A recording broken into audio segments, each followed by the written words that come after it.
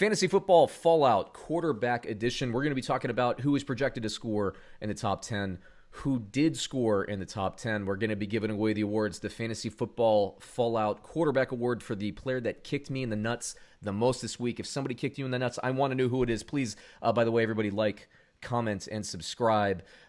It's always good to know. It's always good to commiserate when somebody really nailed you right in the crotch. And then I also have an I'm Watching You award. Somebody caught my eye this week, and they need to be on your radar. Not saying you need to pick them up this week, but they should be on your radar. So why don't we just jump right in, as I always do, with the projected top 10 in terms of ESPN scoring. Those quarterbacks were as follows: Lamar Jackson, Dak Prescott, Tom Brady, Tom Brady was the third projected quarterback this week. Patrick Mahomes, Kyler Murray, Deshaun Watson, Josh Allen, Matt Ryan, Drew Brees, and Matt Stafford. Now, who actually finished in the top 10?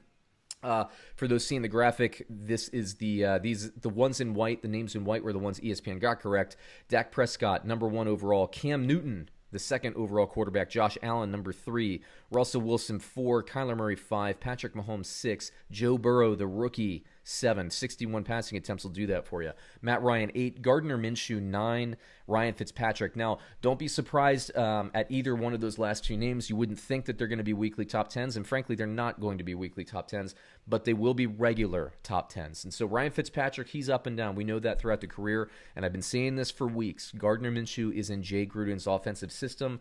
That offensive system produced top 10 quarterbacks out of Andy Dalton and Kirk Cousins. And Gardner Minshew actually runs better. He uses his legs better than any of those guys. So they should be on your radar. We'll talk about them in just a bit. Now, I'm going to give away my award for the quarterback that kicked me in the nuts. The Kicked Me in the Nuts award goes to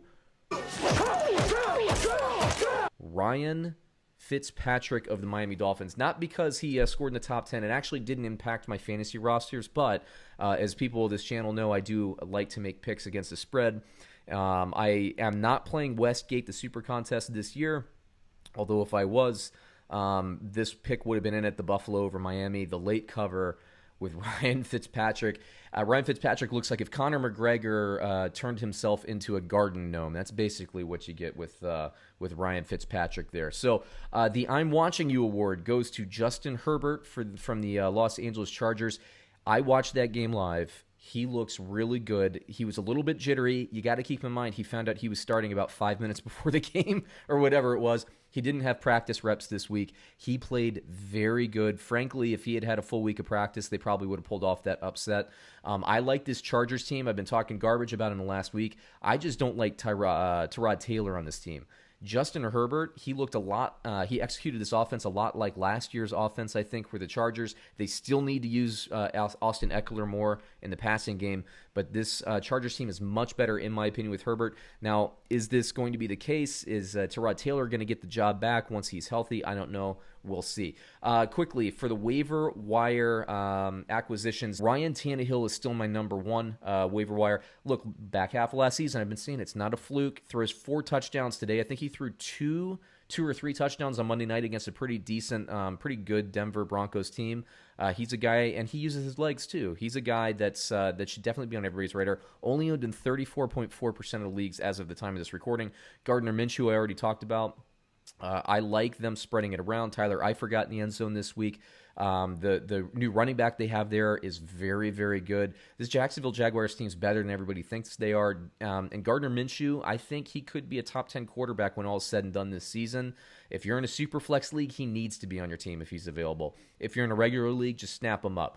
Jared Goff, he's the benefactor of an improved running game there, 37.7%. Joe Burrow, look, if Cincinnati is going to throw the ball 61 times and they're going to be running quarterback draws, you need to have that quarterback on your roster. We saw last season Cincinnati wants to be a passing team. When they literally had no options left, they then started giving the ball to Joe Mixon, and that's when he broke out. Well, now they have Burrow. They like him. 2 games in, I got to be honest with you, 2 games into his career without preseason games to do what he did on Thursday Night Football on a short week of prep time, very impressive, very impressive. And Cincinnati has weapons as well. And last one I mentioned, Justin Herbert. I think he's going to be more mobile than you might think. And I'm telling you, he had opportunities in this passing game. Mike Williams is on the verge of busting out, but he's been on the verge of busting out for about 5 years now. So don't hold your breath. Oh man, Claudio, just answering some questions from the live stream right now. Everybody, close out this video.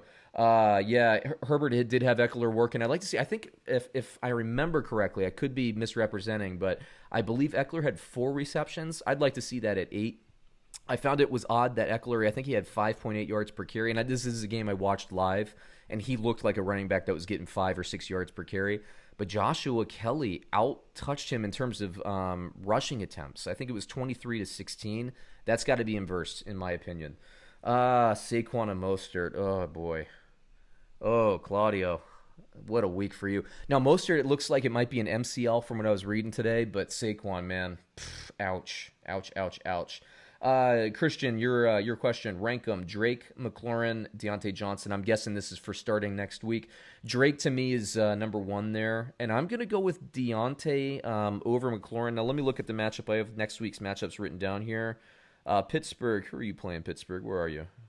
You are escaping me. Pittsburgh is playing Houston. So I do like that matchup for Deontay Johnson. Washington is playing Cleveland. So actually, I don't mind that matchup for them either. I'm going to go with the better quarterback, though. I know that Haskins has to rely on McLaurin, but I think I think because of Haskins being a little bit raw, I think McLaurin's going to be a little up and down. He'll get targets, but I think Deontay Johnson gets more quality targets. So I'm actually going to start, and I'm starting Deontay in my team next week as well. So for our YouTube crowd, that's going to wrap up our quarterback segment. We'll catch you on the other positions very, very shortly. Check out those other videos.